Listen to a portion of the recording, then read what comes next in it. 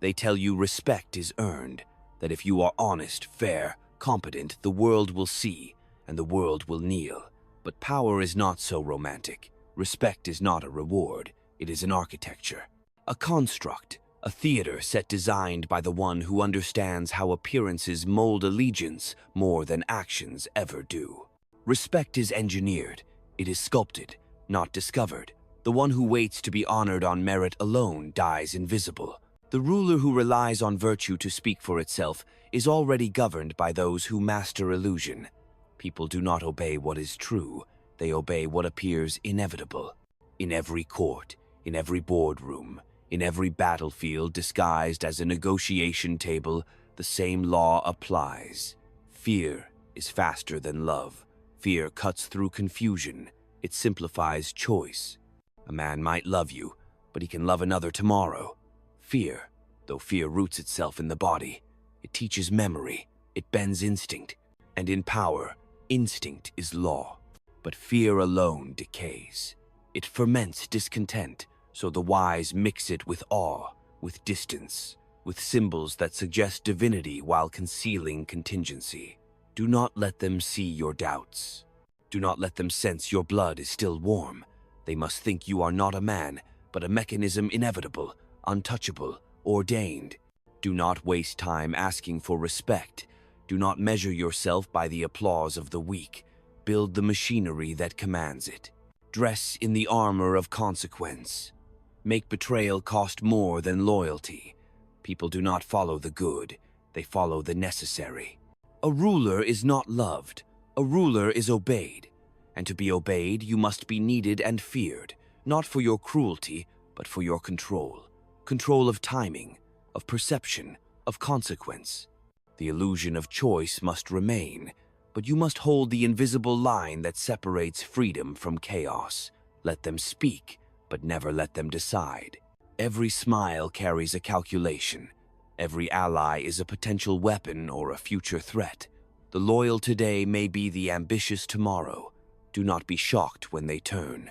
Be ready.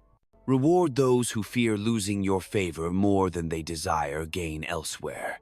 Punish only when necessary, but punish with clarity, so memory carries the lesson longer than the pain. Trust is a currency. Spend it rarely, hoard it like ammunition. Once it is gone, you are naked.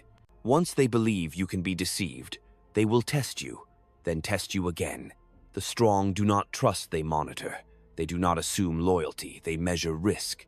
The map of power is drawn in shifting allegiances, and only the ruler who understands betrayal as inevitable can endure it without collapse.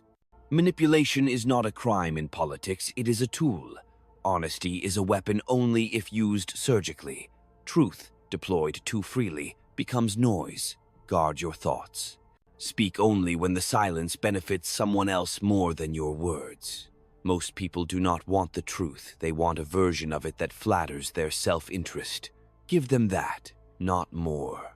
Control begins in the mind of others, in what they think you are willing to do. Let your threats remain unspoken but obvious. Let your rage remain unseen but felt. The most effective punishment is the one you never deliver, only suggest.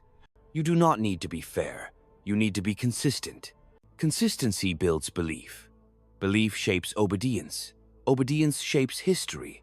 Leadership is not the performance of strength. It is the invisible cultivation of dependence. If they believe they cannot function without you, they will protect you even against themselves. That is the trap you must build, not one of chains, but of necessity.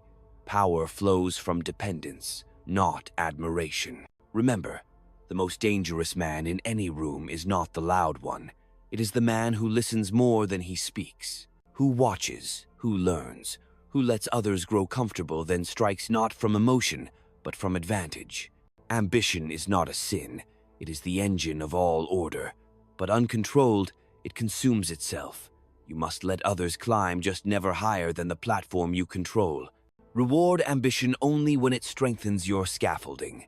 Cut it down when it climbs beyond your sight. No leader survives by virtue alone. Every throne is built on compromise, calculation, and the silence of those you have outplayed. Never mistake their silence for loyalty. It is often the sound of their planning.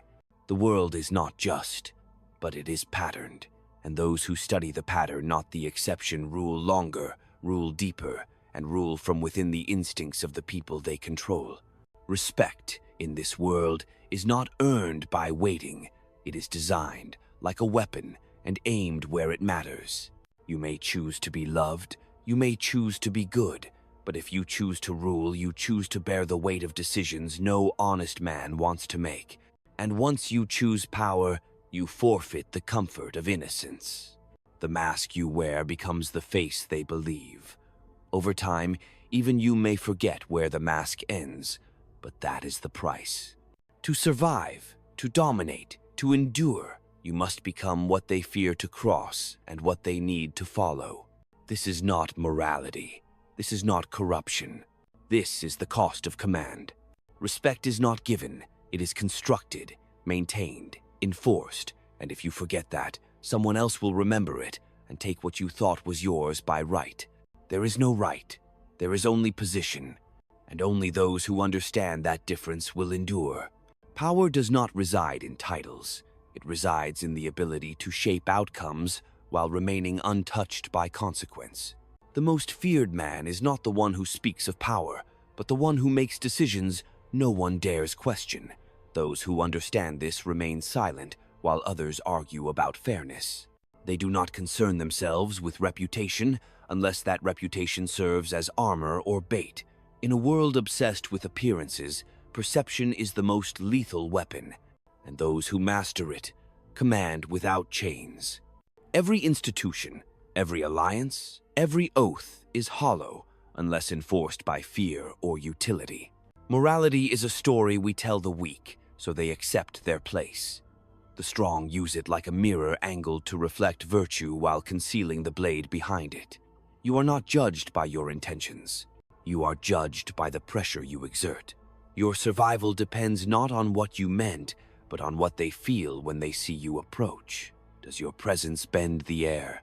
Does it tighten their words, slow their breath, correct their posture? That is respect. And it must be built like a fortress, stone by stone, betrayal by betrayal, lesson by lesson.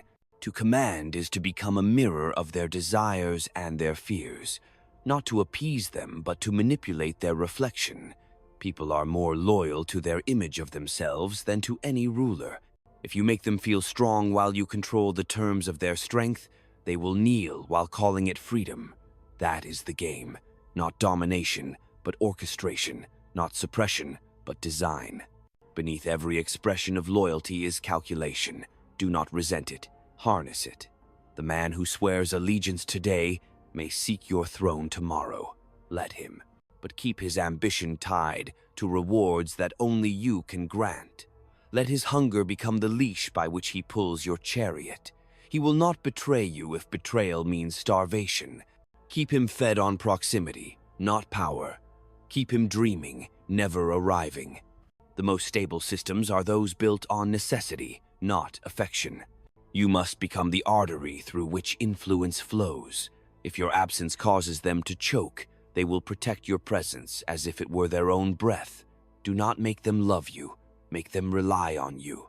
Then let them believe it was their choice. War does not begin with blood.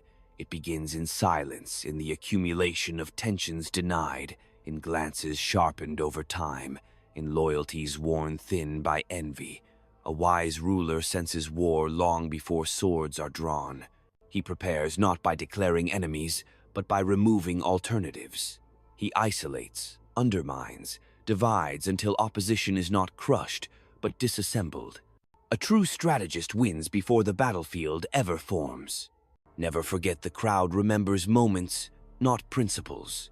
They follow symbols, not ideas. A speech well-timed is more effective than a truth poorly delivered. And crisis, when shaped correctly, becomes a tool. Let the people fear what you control, then offer protection. Let them taste chaos, then present order with your signature engraved in its frame. In their relief, they will crown you without knowing they were led to the coronation. To rule is to see clearly what others cannot afford to admit. That loyalty is for sale, that truth is negotiable, that every virtue has its price. The honest man is respected only in theory.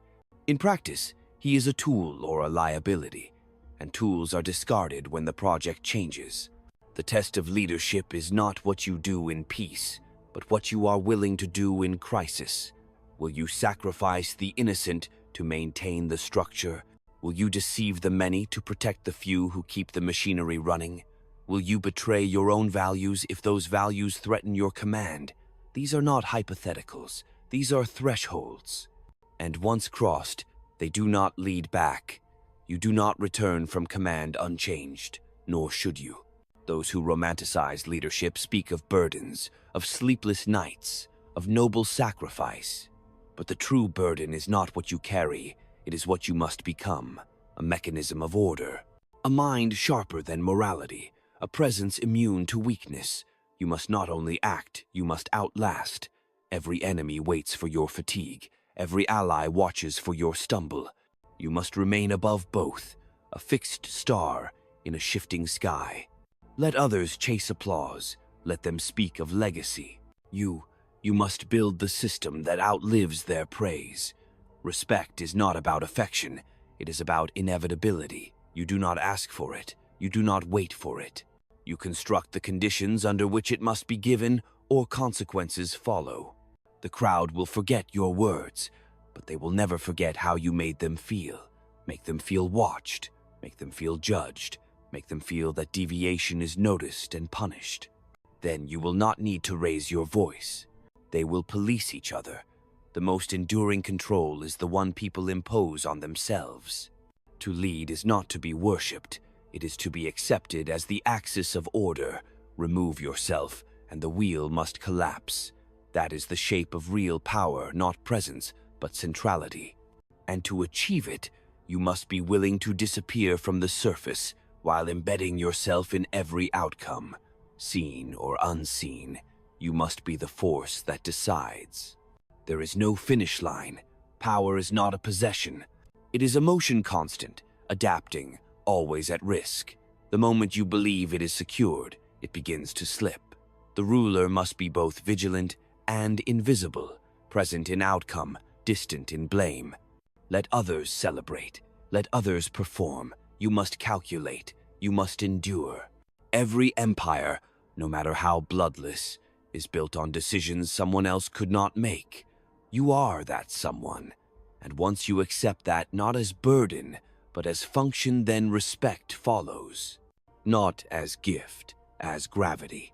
And gravity does not ask for permission, it simply acts. Do not concern yourself with whether they understand your choices. Concern yourself with whether they comply. The illusion of participation is a useful mask, one that soothes rebellion by dressing control in the garments of consensus. But behind closed doors, leadership is not democratic. It is surgical. You cut. You cauterize. You remove what threatens the body before infection spreads. Compassion, if indulged beyond its strategic use, becomes a poison. In the realm of power, unchecked empathy kills more rulers than swords. Understand this. Chaos is the natural state. Order is artificial and must be maintained with relentless intent.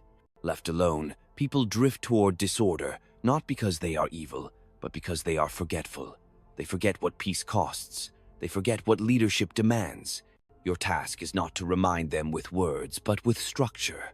With the constant, quiet presence of discipline, not all chains are visible.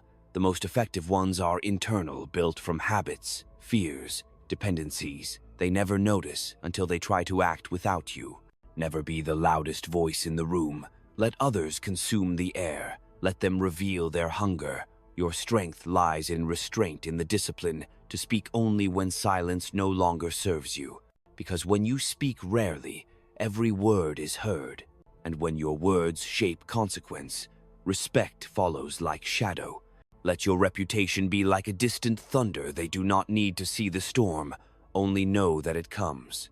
Let your victories seem effortless. Let your punishments seem just. Let your weakness remain buried beneath layers of calculated myth. In power, the perception of strength is often more decisive than strength itself. And myth, if curated with precision, becomes reality in the minds of the governed. Do not waste energy trying to be understood by those beneath the weight of command. You do not owe them the truth, only results. A ruler explains himself only to history, and even then, only through outcomes. Intentions are invisible. Outcomes endure. Power is not about dominance. It is about inevitability. The wolf is not respected because it barks the loudest, but because its presence alters the behavior of the entire forest. You must become that presence, not through aggression, but through consequence, through an atmosphere that wraps itself around every decision they make. You cannot control people, but you can control the environment in which they make choices. That is the deeper form of power, not the puppet strings, but the shape of the stage. Change the context, and even the freest man will act according to your script, believing it his own. There is no peace in leadership, only the quiet between storms, only the breath before the next betrayal, the next defection, the next test.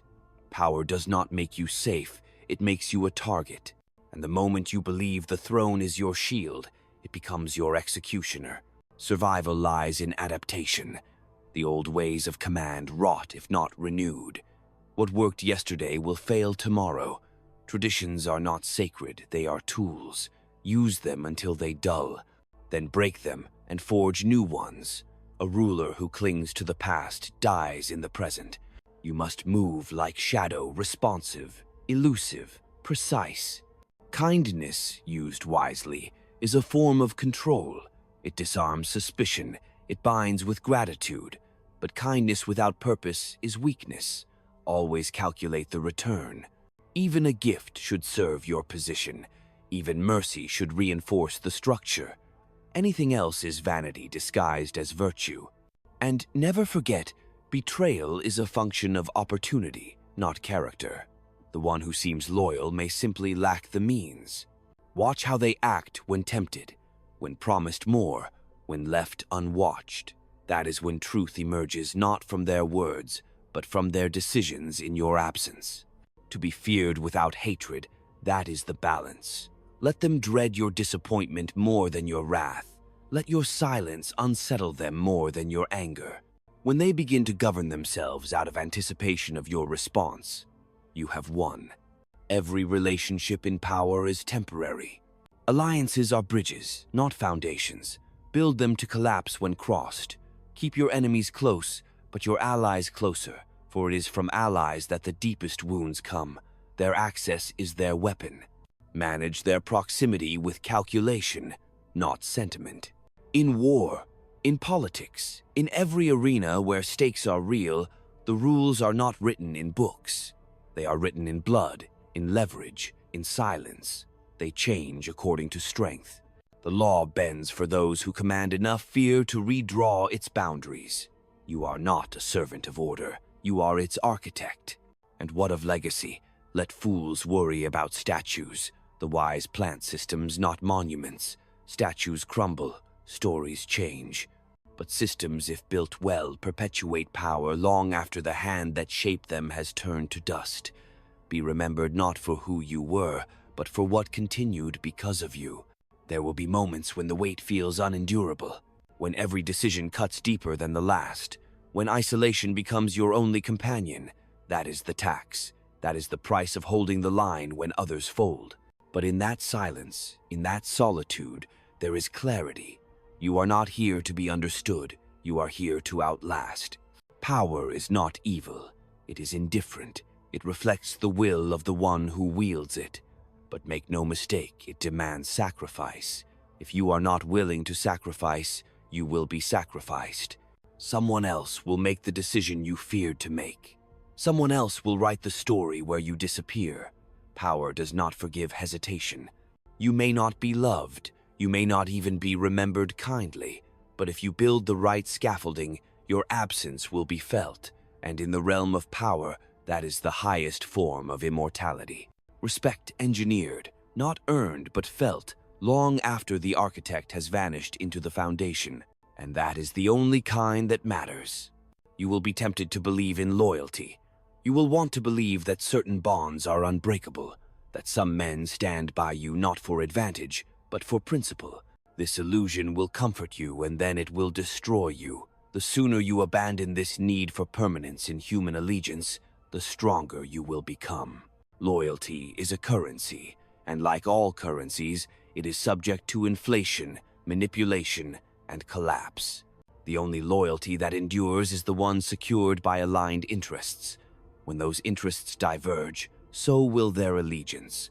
Expect it, plan for it, exploit it. Never give what you cannot afford to lose. This is not just true of land, gold, or armies. It is most true of trust. Do not trust fully. Trust provisionally. Trust tactically. The moment you let down your defenses in the name of friendship, you offer your opponent a map of your vulnerabilities. Sentiment is the prelude to weakness. In the court of power, every intimacy is a liability unless you are the one writing the script. People hunger for leadership not because they want freedom, but because they fear it. They fear the burden of choice. They fear the exposure of failure.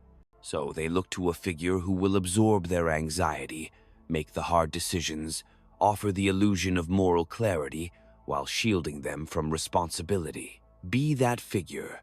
Take their fear and fashion it into command.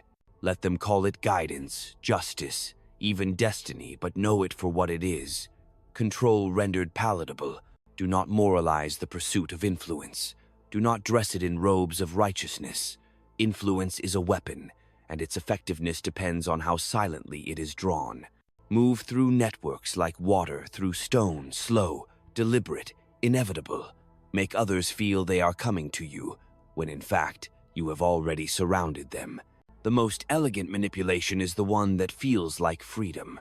Sometimes, a gesture of weakness is your greatest show of strength. Show fatigue when it serves to lure them closer. Apologize when it feeds their pride and clouds their judgment. The wolf that pretends to limp draws the hunter into range.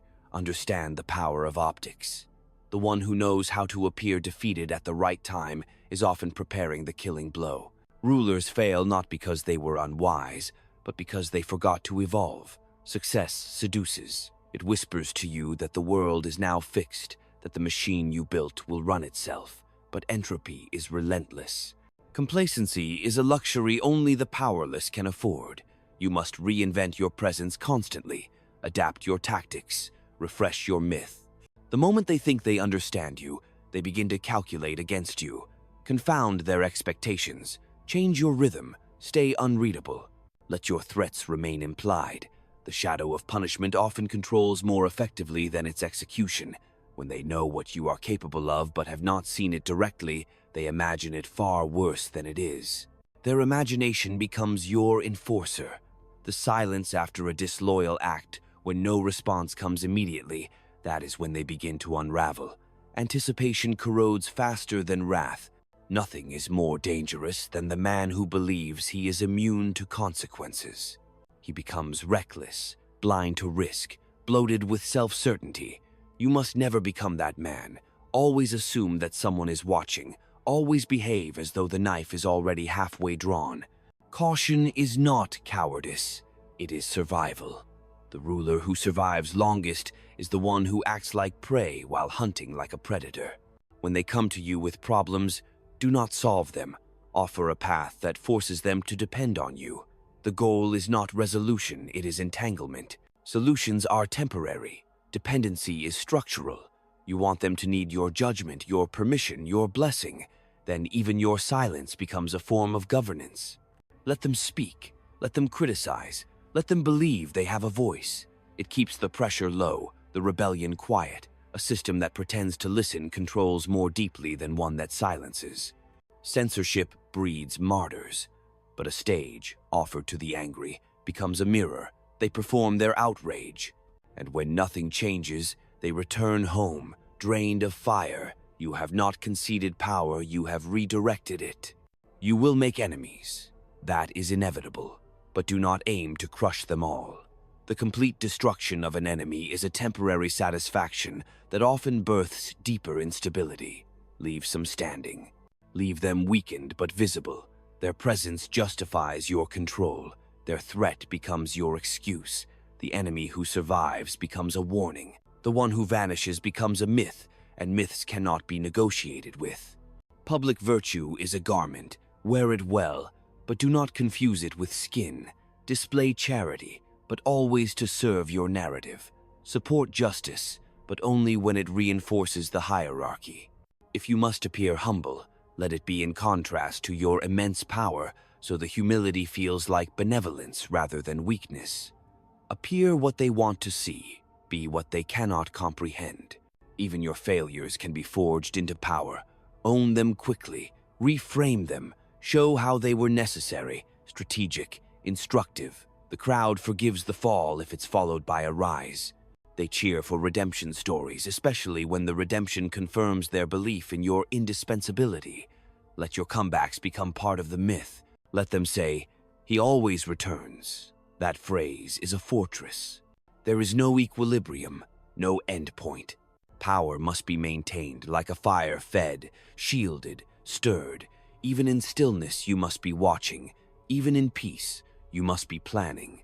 When others celebrate victory, you should already be preparing the next campaign, whether on the battlefield, in the bureaucracy, or within the soul of your inner circle.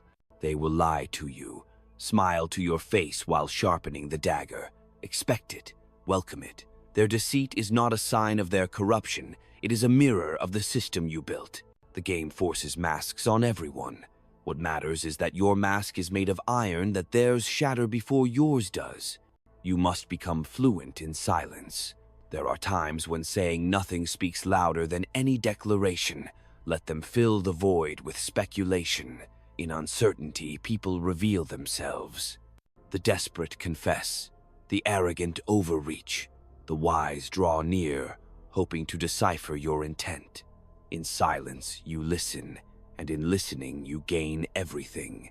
One day, your name may fade, the history books may lie, your enemies may rise, your monuments may crumble. But if the structure holds, if the fear, the awe, the necessity of you lives on in the decisions made without your hand, then you have not truly left. You were not born to be fair. You were not chosen to be loved. You were forged to decide, to act, to bear the consequence others refuse to face. That is the truth beneath every throne, the truth beneath every myth, the truth they will never say aloud, but which shapes every breath of their obedience. Respect is not earned, it is engineered. So this is what remains once the illusions are stripped away. Not the dream of justice, not the comfort of approval, but the architecture of influence, cold, precise, enduring. Leadership is not the summit of virtue, it is the management of human volatility. You do not ascend to rule by being better.